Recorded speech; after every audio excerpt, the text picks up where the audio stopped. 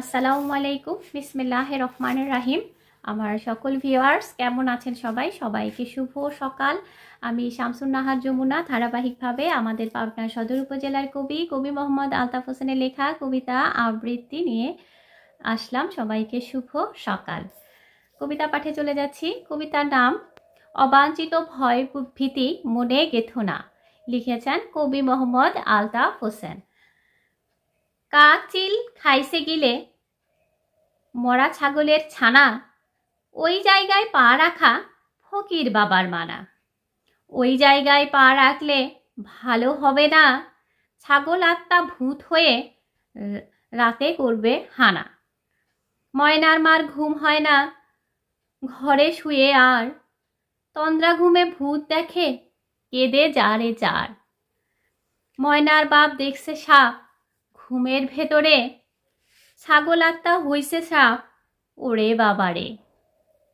ফকির বাবার বন্ধ ছন্দ আত্মা মানছে না, জিন দিয়েও আত্মাকে ধরা যাচ্ছে না। ডজন খানেক জিন আছে ফকির বাবার কাছে, একে একে সব হেরেছে ছাগল আত্মার কাছে। বিদেশ যাবার কথা ছিল ময়নার বাবার, ক্যান্সেল হয়ে গেল সেটা, যাওয়া হবে না আর। ফকির বাবা মারছে থাবা পিঠের উপরে, ভয় পেও না ধরে ফেলবে ছাগল আত্মারে। বনের বাঘ মনে এসে বাসা বেঁধেছে, সেই কারণে ময়নার মা অস্থির হয়েছে। ঘোড়ার ডিম ঘরে ঘরে অনেক শোনা যায়, তেল নুনে একটা ডিম ভাজলে কেমন হয়।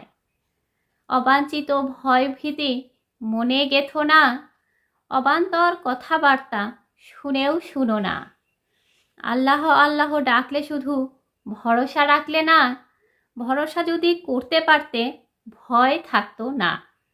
সবাইকে শুভ সকাল। আমি কবি মোহাম্মদ আলতাফ হোসেনের লেখা আত্মচেতনা তার প্রথম কাব্যগ্রন্থ থেকে অবাঞ্ছিত ভয় ভীতি মনে গেথো না কবিতাটি আবৃত্তি করলাম। সবাই ভালো থাকেন, সুস্থ থাকেন, আমার জন্য দোয়া করবেন, আমিও যেন ভালো থাকি, সুস্থ থাকি। আল্লাহ হাফেজ।